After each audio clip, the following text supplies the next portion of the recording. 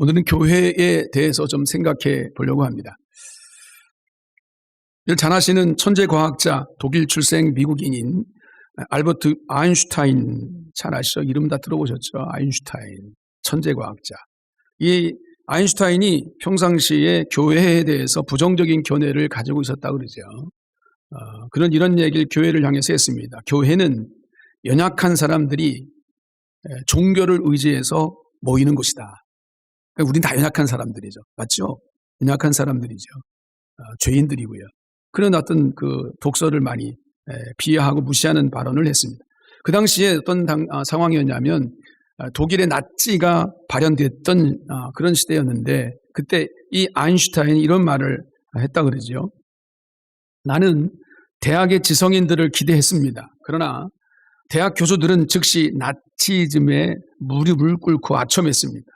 그들은 나치즘이 주장하는 잘못된 인종 이론을 마치 옳은 것인 양 떠들어댔습니다. 또 나는 신문과 언론인들을 기대했습니다. 그러나 신문도 얼마 지나지 않아서 필봉을 놓았습니다. 그런데 오직 교회만이 독재자들에 항거해서 수많은 기독교인들이 줄지어 감옥으로 향했습니다. 나는 교회에 한없는 찬사를 보냅니다. 이런 얘기를 했다고 합니다. 이 말이 무슨 의미가 있을까? 믿지 않는 사람들이 볼 때 교회는 한없이 무익해 보이고 또 약해 보이는 그런 공동체이지만 알고 보니까 교회는 이 세상에 정말 소망이고 정말 교회가 희망이다 라는 얘기입니다. 그럼에도 많은 사람들이 교회에 대해서 부정적인 그런 감정과 시각들을 가지고 있는 것이 사실입니다. 한 언론기관에서 설문조사를 했는데 그 내용은 세상 사람들이 교회와 성도들에 대해서 어떤 의식을 갖고 있느냐라는 것에 대한 설문조사입니다. 그런데 그 결과가 충격적입니다. 기독교인들은 더 애국적인가?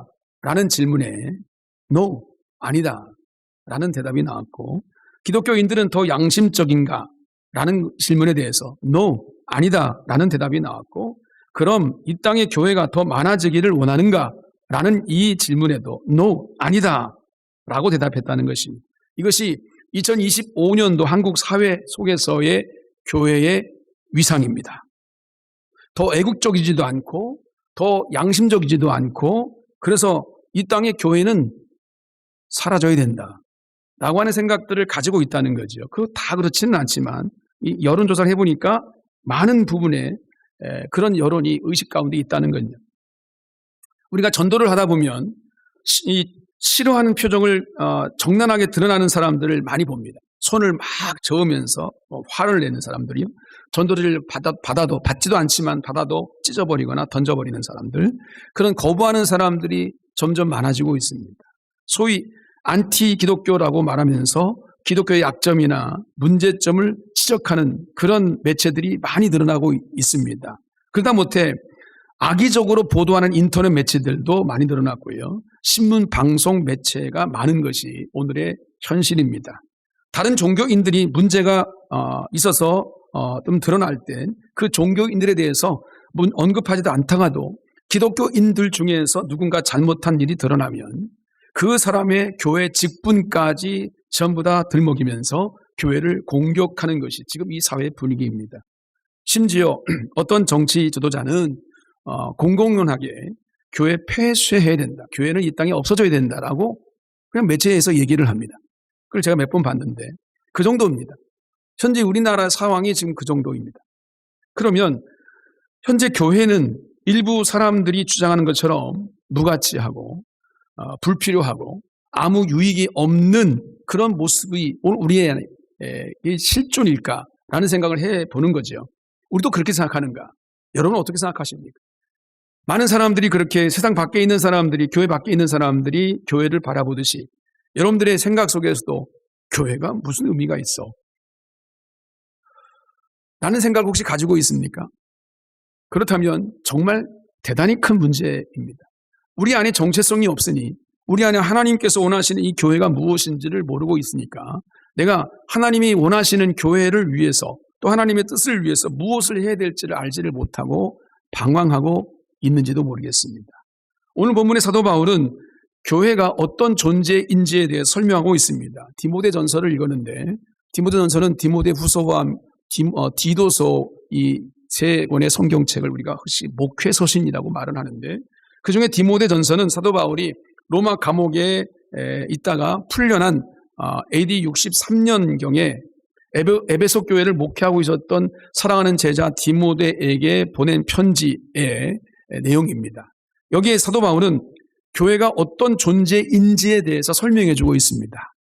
그렇다면 교회는 어떤 존재일까? 오늘 본문의 말씀을 통해서 교회가 어떤 존재인지, 왜 교회는 이 땅에 필요한 것인지, 교회가 우리에게 주어진 사명은 과연 무엇인지, 어떤 사명을 감당해야 될 것인지 이것을 깨닫는 시간들이 됐으면 좋겠습니다. 오늘 말씀을 통해 여러분들이 정말 소속되어 섬기고 있는 우리 종암성결교회가 어떤 교회인지, 우리 교회는 어떤 교회가 되어야 되는지, 그러므로 나는 무엇을 해야 될 것인지 이것을 깨닫는 은혜가 있기를 주의 이름으로 축복합니다. 세 가지를 함께 좀 나누고 싶습니다. 첫 번째는 교회는 살아계신 하나님의 집이다 라고 주님 말씀하십니다. 오늘 본문 15절에 이 집은 살아계신 하나님의 교회요 라고 말하고 있는데, 교회가 살아계신 하나님의 집이다라는 뜻이 뭔가라는, 교회를 우리가 헬라어로 잘 아시죠? 에클레시아라고 말합니다. 우리가 한만 들어서 알고 있죠. 에클레시아. 에클레시아가 교회인데, 에클레시아라는 이 뜻은 무슨 뜻이냐면 세상에서 우리가 불러냄을 받았다라는, 불러냄 받은 자들의 모임이 바로 교회입니다. 그 공동체가 교회입니다. 따라서 에클레시아는 건물로서의 교회가 아니라 예수 그리스도를 믿고 따르는 자들의 모임, 그 공동체, 그 하나님의 백성으로 부름받은 성도들의 모임이 곧 교회입니다. 따라서 하나님은 어떤 건물을 집으로 삼고 계시는 분이 아니라 성도, 오늘 우리들을 집으로 삼고 계신 분이십니다. 따라서 하나님은 믿음의 공동체인 오늘 우리들을 집으로 삼고 계시다. 우리들이 교회이고 우리들이 하나님의 집입니다. 우리의 몸이 믿는 사람들의 모임의 교회가 하나님의 집이다라고 성경은 말하고 있습니다. 그런 의미에서 우리 모두 이 자리에 예배하는 모든 자들은 곧 교회입니다. 내가 교회인 거예요. 그래서 교회에 어떤 문제가 있어요? 교회가 비난받아요. 세상 사람들이 교회를 비난하고 욕해요. 그럴 때 우리 마음속에 어떤 마음을 먹고 있는가라는 거죠. 혹시 먼 산 바라보듯이 불구경하듯이 그런 마음 먹고 계십니까? 아니면 내가 가슴이 아프고 그런 마음 속에 내 그게 아닌데 이런 것 때문에 저들의 오해를 어떻게 풀어줄까? 눈물이 나고 하나님이 원하시는 뜻을 이루기 위해서 이 교회가 어떻게 서야 될지에 대해서 내가 기도가 나오고 이런 모습이 내 안에 있는가라는 것들을 한번 돌아보시기 바랍니다. 고린도전서 3장 16절에 이렇게 말씀하고 있어요. 너희가 하나님의 성전인 것과 하나님의 성령이 너희 안에 계시는 것을 알지 못하느냐. 또한 6장 19절에는 너희 몸은 너희가 하나님께로부터 받은 바 너희 가운데 계신 성령의 전인 줄을 알지 못하느냐. 너희는 너희 자신의 것이 아니라 라고 말씀합니다. 하나님께서 나를 성전, 교회에 삼으셨다는 거예요. 나를 집으로 삼고 계시다는 거예요. 내 안에 주님이 계시고 내 안에 하나님의 몸이 한 예수 그리스도의 영이 충만함으로 내가 곧 교회인 거예요. 내 안에 예수 그리스도께서 계시기 때문에 내가 교회인 거예요. 내가 곧 하나님의 집인 거죠. 교회가 이런 존재이기 때문에 교회는 당연히 하나님이 원하시는 일을 하게 되어 있습니다. 그게 교회입니다. 교회는 아무런 세상적인 것들을 쫓아가거나 무분별하게 모든 것들을 다 그렇게 세상을 향해 어떤 목적을 이루는 공동체가 아닙니다. 하나님이 원하시는 일, 하나님이 우리가 맡겨주신 그 일을 하는 것이 교회입니다. 그러면 하나님이 원하시는 일은 뭘까라는, 이게 우리의 이 존재 자체의 가장 귀한 목표가 되겠죠. 이미 성경을 통해 하나님은 우리에게 어떤 삶을 살아야 될지에 대해서 명확하게 아주 많은 분량을 우리 가운데 가르쳐주고 계십니다. 그러면 하나님이 가르쳐주신 우리 그리스도인의 기본적인 삶은 뭐냐라고 말할 때 그것은 단언하건대 그 무엇보다 사랑이라는 단어, 이 단어를 빼놓고는 우리가 생각할 수 없을 것입니다. 마태복음 22장을 보면 한 율법학자가 예수님을 시험하려고 예수님께 이렇게 묻습니다. 선생님, 모세 율법 중에 가장 큰 계명은 어느 계명입니까? 라고 묻지요. 예수님 이렇게 대답하셨습니다. 내 마음을 다하고 목숨을 다하고 뜻을 다하여 주 너희 하나님을 사랑하라 하셨으니 이것이 크고 첫 번째 되는 계명이요 둘째도 그와 같으니 내 이웃을 내 자신과 같이 사랑하라 하셨으니 이 두 계명이 온 율법과 선지자의 강령이니라. 모든 율법과 선지자의 모든 말씀들의 중심이 곧 하나님의 사랑이다. 사랑이다라고 말씀합니다. 우리에게 원하시는 것 한마디로 사랑하라는 거죠. 그러니까 성도는 우리의 삶의 목표를 어디에 둬야 되냐면 내가 지금 하고 있는 일, 내가 사람과 관계 있는 맺고 있는 모든 일들 속에 사랑이 중심인가라는 거예요. 어떤 문제를 만날 수 있죠. 여러분들이 명절 속에 어떤 일을 당했을 수가 없습니다만 그 모든 과정 가운데 좋은 일이고 기쁜 일만 있었겠습니까? 뭐 눈살을 찌푸리게 하고 마음 아프게 하고 그렇죠. 아무리 친인척과 가족이라도 내 마음에 다 드는 것은 아니기 때문에 그렇죠. 그럴 때 그 모든 일들 속에서 내가 과연 주님이 내게 맡기신 그 사랑이라는 개념을 가지고 이 일들을 바라보고 그 일들을 처리하고 있는가? 이게 굉장히 중요한 부분입니다. 그러니까 사랑이라는 것은 어떠한 것보다 우선순위가 가장 먼저 돼야 된다는 거죠. 생각을 하거나 말을 하거나 행동을 할 때에도 제일 우선적으로 생각할 것이 사랑이라는 단어예요. 하나님의 일을 할 때도 역시 마찬가지 하나님의 사랑으로 모든 일들을 생각하고 그 일을 해야 되는 거죠. 세상에서도 그렇고 그렇죠. 또 우리 가정에서도 그렇고 교회에서는 더더군다나 그렇고 내가 살아가는 삶의 중심 이것은 주님의 사랑을 내 안에 두고 그 사랑을 나타내는 데 있다라는 거죠. 이게 제일 우선순위입니다. 많은 사람들이 교회를 부정적으로 생각한다고 말씀드렸어요. 안타까운 일이죠. 근데 여러분 이런 생각들을 어떻게 바꿀 수 있을까요? 그게 아니야. 아무리 말을 해봐야 소용없습니다. 네. 이미 머릿속에 이 각인되어져 있는 그 생각들을 바꿀 수가 없어요. 해답은 그들을 사랑하는 것밖에 없습니다. 교회가 한국 사회의 사회사업 가운데 70% 이상을 감당합니다. 아직도. 네. 통계대로 나와 있어요. 남을 구제하고 또 선한 일들을 하고 이 사회를 이끌어가는 이 모든 선한 일들의 70%가 교회가 감당하는 일입니다. 서로 봉사하고 구제하고 얼마나 많은 좋은 일을 교회가 하고 있는데 왜 사람들은 우리를 싫어하는 거야? 억울하다 진짜 억울해. 좋은 일 해놓고 욕먹고 말이지. 세상이 너무해. 서운해. 뭐 이런 일들. 여러분 그런 얘기 할 필요 없습니다. 그런 얘기 할 필요 없고 그런 것들은 또 다른 오해만 불러올 뿐입니다. 그저 주님의 명령대로 사랑하면 됩니다. 그저 퍼주면 됩니다. 그저 용납하면 되고요. 그냥 모든 것들 위해서 주님의 그 은혜와 사랑이 내 안에 있기 때문에 그 수모와 수치를 다 감당하면서 주님 바라보면서 오직 사랑의 목적을 향해 나가는 것밖에는 없습니다. 초대 예루살렘 교회를 보십시오. 사도행전 2장을 보게 되면 성령 받은 사람들이 나가서 전도를 했습니다. 전도된 사람들이 또 다시 성령을 받았습니다. 그리고 그들이 공동체를 이루었습니다. 그것을 초대 예루살렘 교회다라고 얘기를 합니다. 초대교회다라고 말하는데 바로 예루살렘 교회죠. 그 교회가 어떤 삶을 살았는지에 대해서 성경은 나타내주고 있습니다. 어떤 삶을 살았을까요? 그들은 계속해서 사도들의 가르침을 받았습니다. 서로 교제했습니다. 성찬을 나누었습니다. 또 기도하는 일에 전적으로 힘썼다라고 말하고 있습니다. 사도들을 통해서 놀라운 일과 기적이 나타났다고 말씀하고 있습니다. 그러니까 많은 사람들이 하나님을 두려워했다라고 말씀하고 있습니다. 믿는 사람들은 다 함께 지내며 모든 것을 서로 나누어 썼다라고 말합니다. 재산과 모든 물질을 다 주님 앞에 드리고 네 거 내 거 없이 서로 함께 필요에 따라 나누어 썼다라고 말하고 있습니다. 그들은 한 마음으로 날마다 성전에 모였다라고 말하고 집집마다 돌아다니면서 성찬을 나누고 기쁨과 진실한 마음으로 함께 식탁 교제를 나누었다라고 성경은 증거해주고 있습니다. 그랬더니 그 결과가 어떻게 됐습니까? 사도행전 2장 47절에 보니까 백성들에게, 이 말은 예수를 안 믿는 다른 사람들에게 칭찬을 받았다. 여기 해답이 있죠. 지금과 이 초대교회와 뭐가 다를까? 여러분 지금보다 훨씬 더 사회 분위기가 안 좋아하면 안 좋았지 더 좋을 리가 없어요. 그렇죠. 로마의 통치 안에 있었고 여러 가지 많은 어려운 문제들이 많이 있었음에도 불구하고 그 초대 예루살렘 교회를 통해서 많은 사람들이 칭찬했다라고 말합니다. 이들은 우리 이렇게 산다 봐라.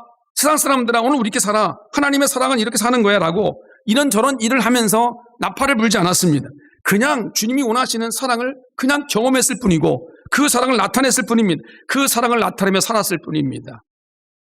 그러자 성경은 뭐라고 증거하고 있냐면 그들로 인해서 구원받는 사람들이 날마다 더해졌다.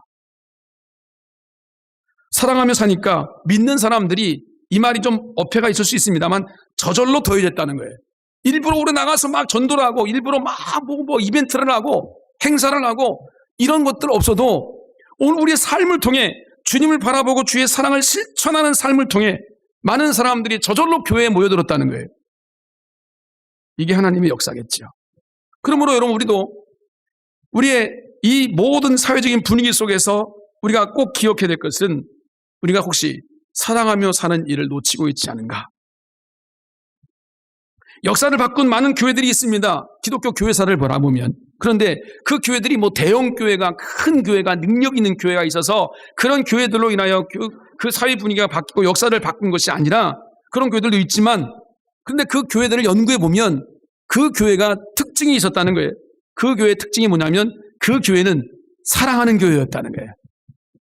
하나님은 사랑이 가득한 그 교회를 당신의 집으로 삼으신 거예요. 당신의 집으로 삼으신 교회가 어떤 특징으로 나타나기를 원하신다면 사랑이 충만한 교회가 되기를 원하신다는 거예요. 사랑이 가득한 성도, 그 성도가 교회니까 사랑이 가득한 교회를 하나님의 집으로 삼으셨다라는 거죠. 그리고 그들을 통해 하나님이 일을 하신다는 거죠. 우리가 일하는 것처럼 보이지만 천만의 말씀입니다. 우리가 일하는 게 아닙니다. 하나님이 일하시는 거예요. 뭘 통해? 우리의 사랑의 모습을 통해. 우리 서로 사랑하면 하나님이 일하신다는 거예요. 그러므로 여러분 우리가 기억해야 될 것은 내가 바로 주님의 사랑을 받은 주님의 교회이다. 내가. 그 사랑이 내 안에 있다. 그리고 사랑은 나 혼자만 간직하고 있는 게 아니라 그 사랑은 나누는 것이다. 베푸는 것이고 섬기는 것이고 나타내는 것이다. 그 사랑을 통해 하나님이 일하신다. 바로 내가 바로 하나님의 집이다. 이것이 바로 우리가 섬기고 있는 교회 공동체의 본질입니다. 한번 생각해 보십시오. 나는 지금 사랑하고 있는가? 주님의 사랑을 느끼고 있는가? 내가 주의 사랑을 나타내고 있는가? 그 사랑을 경험하고 있는가? 주님을 바라보고 예수 그리스도의 십자가의 은혜가 내 안에 충만하게 임하면 성령께서 나를 붙잡고 계시면 여러분 그 사랑 안에 거할 수밖에 없습니다. 그게 바로 교회입니다.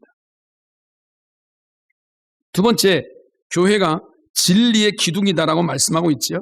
진리의 기둥이라는 말은 교회가 세상을 바르게 하고 세상을 바르게 세우는 기둥 같은 역할을 해야 된다라는 얘기죠.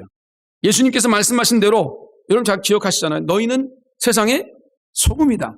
세상의 빛이다라고 말씀하셨어요.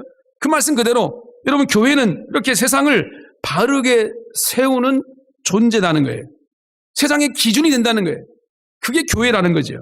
교회가 이런 존재이기 때문에 교회는 반드시 이 세상 가운데 존재해야만 한다라고 말씀하고 있는 겁니다.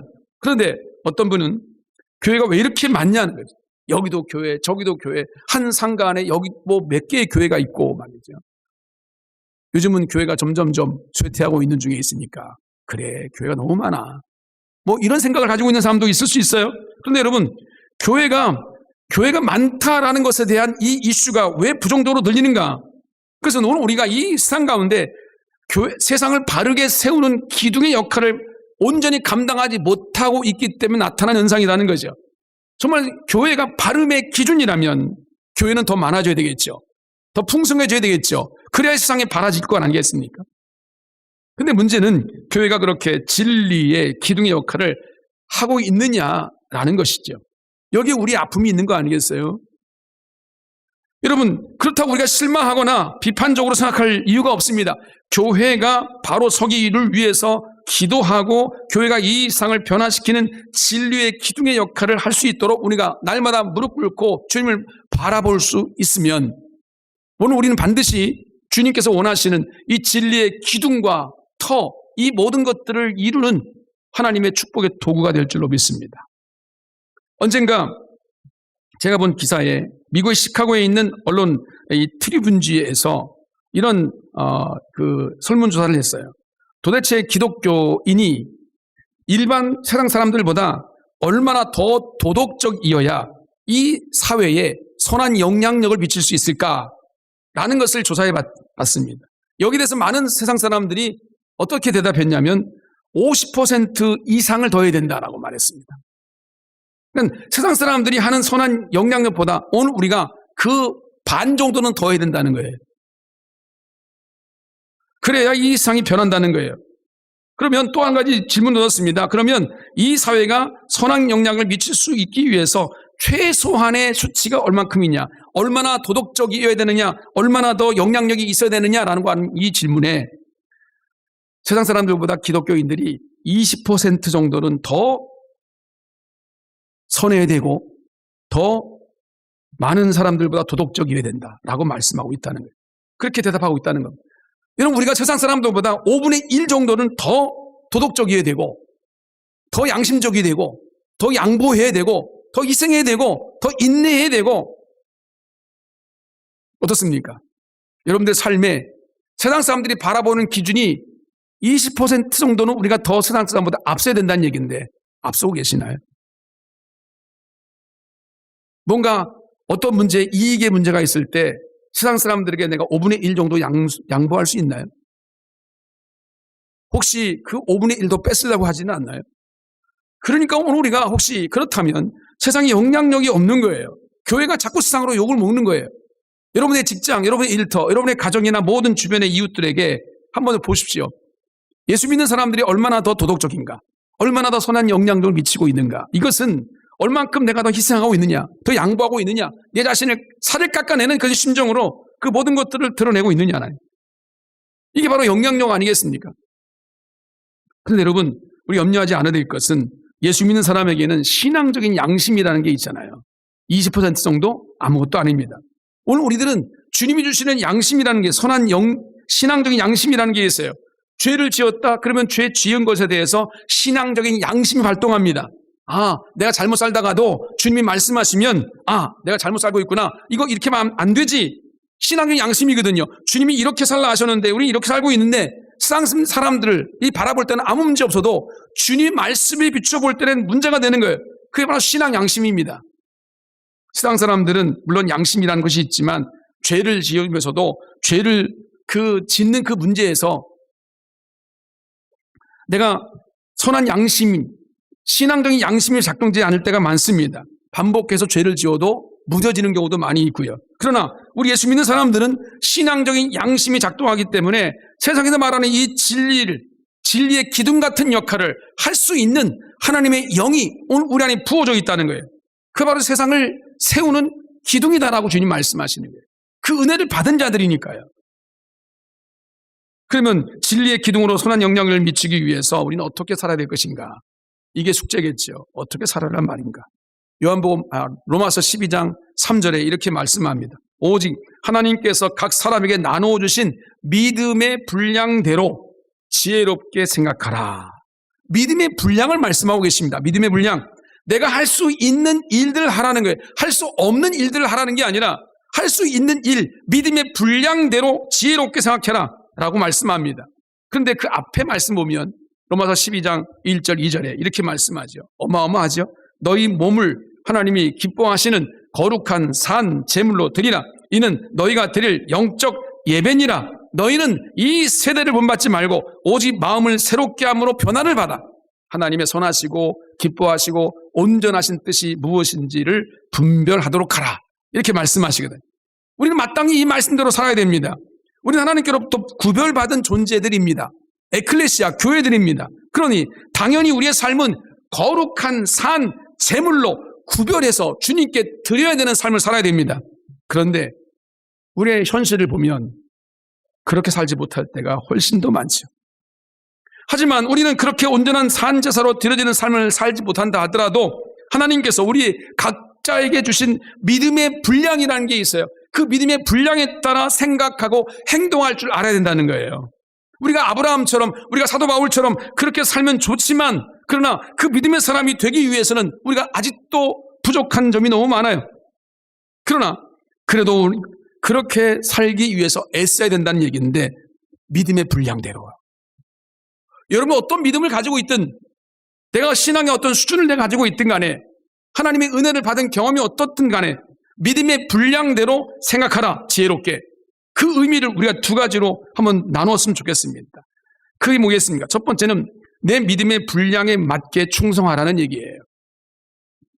예수를 믿은 지 10년이 됐으면, 예수를 믿은 지 20년이 이상 됐으면, 여러분 내가 뭔가 성숙한 믿음의 그릇이 돼야 되고 하나님이 원하시는 뜻 앞에 내가 그래도 넘어지고 자빠지고 상처받고 여러 가지 많은 어려움이 있어도 그래도 내가 하나님 앞에 받았던 은혜라는 게 있고 신앙적인 경험이라는 게 있고 하나님 말씀이 내 안에 내재되어 있기 때문에 좀 뭔가 어린 아이의 일에서도 벗어나는 모습이 우리 가운데 있어야 되잖아요. 그런데 아직도 어린 아이의 일을 버리지 못할 때가 우리 가운데 많이 있다는 거예요. 대접하기보다는 대접받기를 좋아하고 용납하고 사랑하기보다는 지적하고 비판하고 정죄하는 일에 익숙하고 이 모든 것들이 다 어린 아이의 일이거든요. 누가 흠이 있다 허물이 있으면 막 지적하고 막 쑤셔야 되고 뭔가 드러내야 되고 그래야 막 통쾌한 것 같은 느낌이 받고 여러분 이건 세상적인 어린 아이의 일이거든요. 이런 어린 아이의 일에서 벗어나라고 말씀합니다. 성숙한 성도는 그 은혜가 충만한 성도는 그 믿음의 분량에 맞는 언어가 있어요. 삶의 자세가 있어요. 그래야 그것이 많은 주변에 있는 연약한 사람들의 본이 되는 거거든요. 그 본이 되지 못하면 우리도 어린아이인 거예요. 그렇죠? 성숙한 사람이 본이 되는 거지 어린아이가 본이 될 수는 없잖아요. 나는 지금 어린아이인가 아니면 본이 되는가? 믿음의 분량에 맞게 충성하라라고 말씀하고 있습니다. 또 한 가지는 성장을 포기해서는 안 된다는 것입니다. 우리는 아직도 온전하지 않죠? 그러나 주님께서 말씀하십니다. 온전한 분량, 곧 그리스도 예수의 분량까지 자라가라 라고 주님께서 우리의 사명을 맡겨주셨습니다. 그리고 그 표본이 있습니다. 그 표본은 우리 예수 그리스도의 십자가입니다. 주님을 바라보라는 거예요. 십자가를 바라보라는 거예요. 주님을 닮아가는 영적인 몸부림을 치라고 말씀하고 계십니다. 그 영적인 몸부림이 뭐겠습니까? 기도 생활이고 말씀 생활이고 예배 생활이고 경건 생활이잖아요. 이게 우리 신앙 생활 속에서 이 말씀과 기도와 경건 생활 이것이 만약 흐려지고 있다면 무뎌지고 있다면 여러분 우리는 성장을 포기한 거예요. 지금 내가 아무리 이전에 은혜 받은 경험이 있고 죽었다가 산 그런 경험이 있어도 소용없습니다. 하나님 말씀과 기도로 무장하고 경건 생활로 나가지 않으면 우리 신앙은 성장하지 못합니다. 자라나지 못하니까 자꾸 기현상이 나타나게 되는 거예요. 여러분의 신앙생활 속에서 성장을 포기하지 마시기 바랍니다. 하나님께서 오늘 우리 교회들을 통해서 성장한 교회를 통해서 하나님의 나라를 이루어가기는 하시는데 만약 내가 성장을 포기한다면 우리 교회가 성장을 포기한다면 여러분 우리 교회는 쇠퇴할 수밖에 없습니다.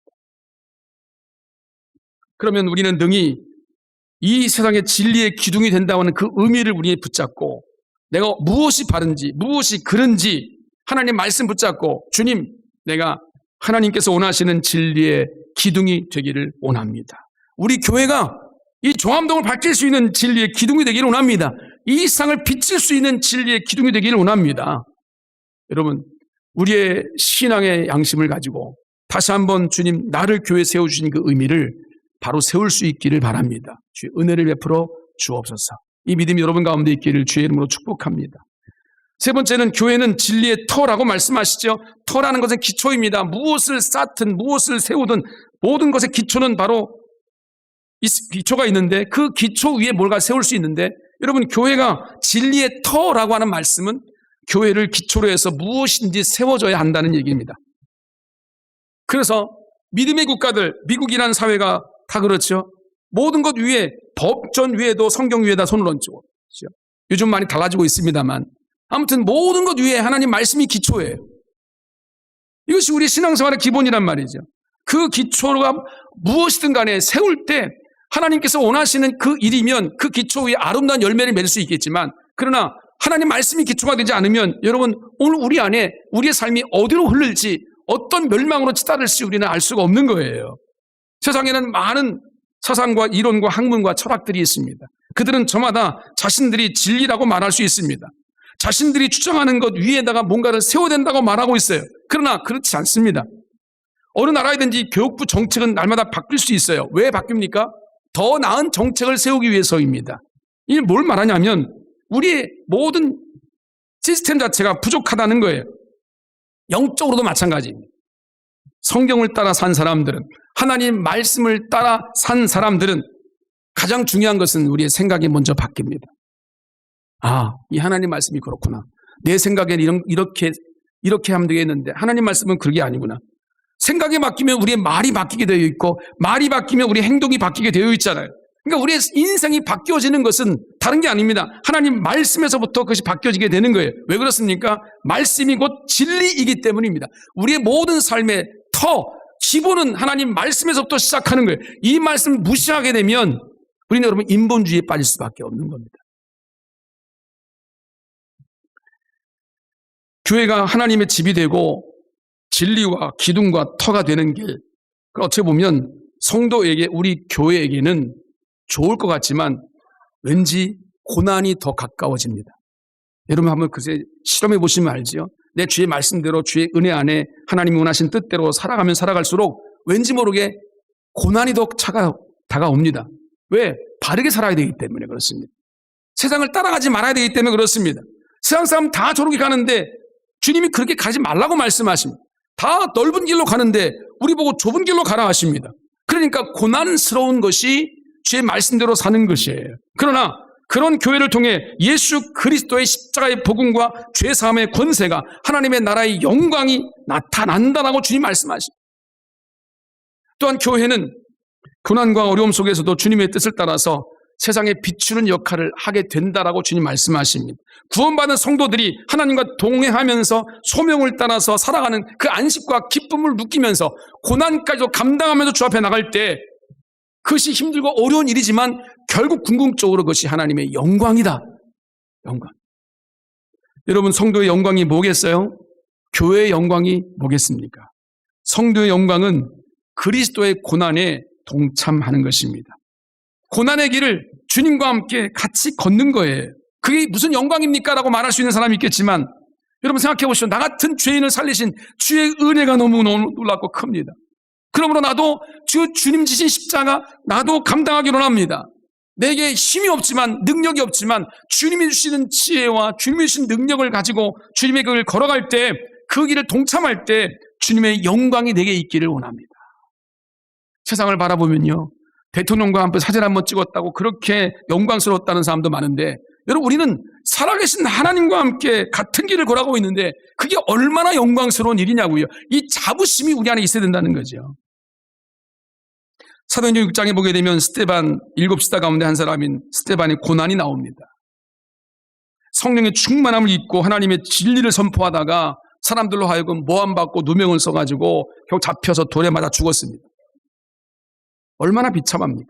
주의 말씀을 증거하고 하나님의 진리를 선포하다가 돌에 맞아 죽었어요.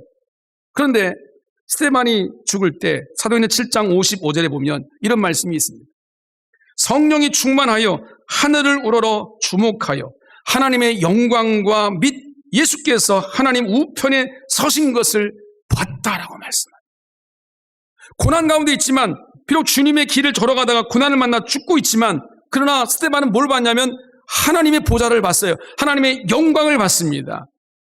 그러므로 여러분, 지금은 우리가 말씀대로 살고 믿는 것이 비록 고난인 것 같고 정말 이 세상 가운데 살아가기가 너무 힘들고 어려워서 가슴이 답답하고, 주님 내가 언제까지 참아야 됩니까? 언제까지 주님의 길을 걸어가야 됩니까? 이런 생각, 고난의 길을 나 혼자만 걷고 있는 것 같지만 주님 말씀하십니다. 그것이 바로 영광의 길이라고. 그러므로 여러분 우리는 두려워할 이유가 아무것도 없습니다. 우리는 그 길을 담대히 걸어갈 수 있습니다. 왜? 주님께서 걸어가신 길이고 주님이 승리하셨듯이 우리도 반드시 승리할 것이기 때문입니다. 이것이 바로 교회가 가야 할 길입니다.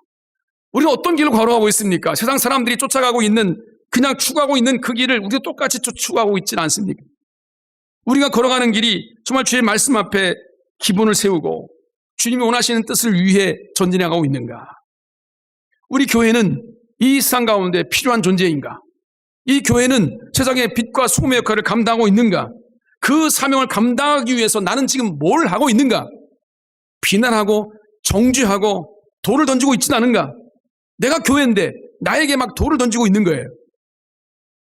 다시 한번 생각해 보십시다. 이 사명을 감당하기 위해서 성도인 우리 교회가 바로 서야 될 줄로 믿습니다. 그 교회를 세우신 하나님의 영광에 동참하는 하나님의 백성이 될 수 있기를 바랍니다. 그 일을 위해서 우리는 예배하는 겁니다. 그 일을 위해서 오늘 기도하고 말씀 앞에 서는 것입니다.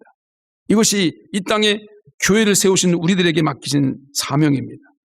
이 어두운 시대에 아까 초대에 말씀드린 것처럼 세상으로부터 지탄받고 점점 필요성이 없어져 가는 것 같은 이 세상의 논리에 완전 눌려있는 것 같은 우리 교회이지만 우리 교회는 영원할 것입니다. 이 교회는 반드시 승리할 줄로 믿습니다. 하나님의 뜻을 붙잡고 믿음으로 서는 자들을 통해 하나님의 영광이 나타날 줄로 믿습니다. 그 놀라운 영광의 길을 걸어가는 우리 모두가 되시기를 주의 이름으로 축복합니다.